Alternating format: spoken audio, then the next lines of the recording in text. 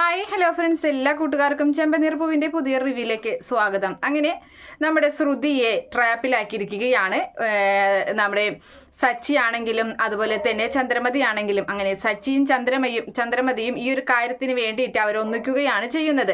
അങ്ങനെ ശ്രുതിയെ സ്നേഹത്തോട് കൂടിയിട്ട് വിളിച്ചുകൊണ്ട് വരികയാണ്, വീട്ടിലോട്ട് കൊണ്ടുപോവുകയാണ്. അപ്പൊ ശ്രുതി ആണെങ്കിൽ നല്ല സന്തോഷത്തിൽ, മീരയ്ക്കാണെങ്കിൽ മീര പറയുന്ന മനസ്സിൽ ഇങ്ങനെ കരുതാണ്, എന്തായാലും ആ അമ്മായിമ്മയുടെ കാര്യത്തിൽ എന്തായാലും ഒരു തീരുമാനം ഉണ്ടാക്കും. ശ്രുതി എന്തായാലും അവിടെ ചെന്നിട്ട് ചെയ്തതിനൊക്കെ അവള് തിരിച്ചടി കൊടുക്കുമെന്നൊക്കെ ഇങ്ങനെ തീരുമാനിച്ചിരിക്കുക അങ്ങനെ നിൽക്കുന്നുണ്ട്. അതേ സമയത്ത് വീട്ടിലാണെങ്കിൽ നമ്മുടെ രേവതി വർഷയുടെ പുറകെ തന്നെയാണുള്ളത്. അവൾക്ക് വേണ്ട എല്ലാ കാര്യങ്ങളും ചെയ്തു കൊടുക്കുന്നുണ്ട്. ഭക്ഷണം കഴിപ്പിക്കലായാലും അതുപോലെ തന്നെ തലമുടി ചീകി കെട്ടി എല്ലാം ഭംഗിയായി അവൾക്ക് വേണ്ട എല്ലാ കാര്യങ്ങളും ചെയ്തു കൊടുക്കുന്നുണ്ട്. അപ്പൊ അരികിലായിട്ട് രവീന്ദ്രനും അതുപോലെ നമ്മുടെ ശ്രീകാന്തും ഉണ്ട്. ഇപ്പൊ രവീന്ദ്രൻ പറയുകയാണ്, ഇവള് എല്ലാ കാര്യങ്ങളും നീ ചെയ്തു കൊടുക്കണ്ട, ഇവള് മടിച്ചിയായി പോകുമെന്ന് പറയുകയാണ്. അപ്പൊ ആ സമയത്ത് അങ്ങനെയൊന്നുമില്ല അച്ഛാ, ഞാൻ ഇവളുടെ എല്ലാ കാര്യങ്ങളും ഞാൻ ചെയ്തു കൊടുക്കും. ഒരു കുഞ്ഞുവാവളെ വയറ്റിലുള്ള ആ കുഞ്ഞുവായ്ക്ക് വേണ്ടി ഞാൻ എന്തും ചെയ്യും എന്നിങ്ങനെ പറയുകയാണ്. അല്ല രേവതി, നിനക്കിഞ്ഞ് പണി കൂടുമല്ലോ, നിനക്കിഞ്ഞ് റെസ്റ്റ് എടുക്കാൻ പറ്റില്ലല്ലോ, ശ്രുതി ഗർഭിണിയല്ലേ, ശ്രുതിയും കൂടി ഇങ്ങോട്ട് വരികയല്ലേ, അവളുടെ കാര്യം കൂടി ചെയ്യണ്ടേ എന്ന് പറയുകയാണ്. അപ്പോ ശ്രീകാന്ത് പറയുന്നുണ്ട്, പിന്നെ ശ്രുതി ഏട്ടത്തിന്റെ കാര്യം വേണമെങ്കിൽ അമ്മ നോക്കിക്കോളും, വർഷയുടെ കാര്യം മാത്രം ഏട്ടത്തിൽ നോക്കിയാൽ മതി എന്നിങ്ങനെ ശ്രീകാന്ത് അഭിപ്രായപ്പെടുകയും ചെയ്യുന്നുണ്ട്.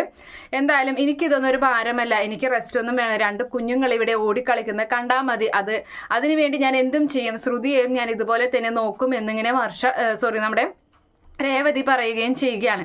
അതേ സമയത്ത് കാറിൽ അങ്ങനെ വരികയാണ് നമ്മുടെ ശ്രുതിയും ചന്ദ്രമതിയും അതുപോലെ തന്നെ സച്ചിയും. അപ്പൊ സച്ചിയാണല്ലോ കാർ ഓടിക്കുന്നത്. അപ്പൊ സച്ചി ഇങ്ങനെ ഓടിക്കൊണ്ടിരിക്കുന്ന സമയത്ത് നമ്മുടെ ശ്രുതി പറയുന്നുണ്ട്, അല്ല സച്ചി, നിനക്കെന്താ വഴി തെറ്റിയോ, നമ്മൾ റൈറ്റിലോട്ടല്ലേ പോകേണ്ടത്, നീ എന്താ നേരെ പോകുന്നത് എന്ന് പറയുകയാണ്. അപ്പൊ സച്ചി പറയുന്നുണ്ട്, അതിന് നമ്മൾ പോകുന്നത് വീട്ടിലോട്ടല്ലല്ലോ എന്ന് പറയാണ്. വീട്ടിലോട്ടല്ലേ, പിന്നെ എങ്ങോട്ടാ എന്നിങ്ങനെ ശ്രുതി ചോദിക്കുന്നുണ്ട്. നമ്മൾ പോകുന്നത് ഹോസ്പിറ്റലിലേക്കാണ് എന്ന് പറയുകയാണ്. എന്തായാലും ഒരു ചെക്കപ്പ് ചെയ്തതിന് ശേഷം നമുക്ക് വീട്ടിലോട്ട് പോകാമെന്ന് സച്ചി പറയുന്നത് കേൾക്കുമ്പോൾ ശ്രുതിയുടെ ഉള്ളിലുള്ള എല്ലാ കിളിയും അങ്ങ് പറന്നു പോവുകയാണ്. അപ്പൊ ശ്രുതി ആകെ പേടിച്ചങ്ങനെ വരണ്ടിരിക്കുന്നുണ്ട്. എന്തായാലും ശ്രുതിയെ ഒരു എണ്ണങ്ങാൻ പോലും സമ്മതിക്കുന്നില്ല.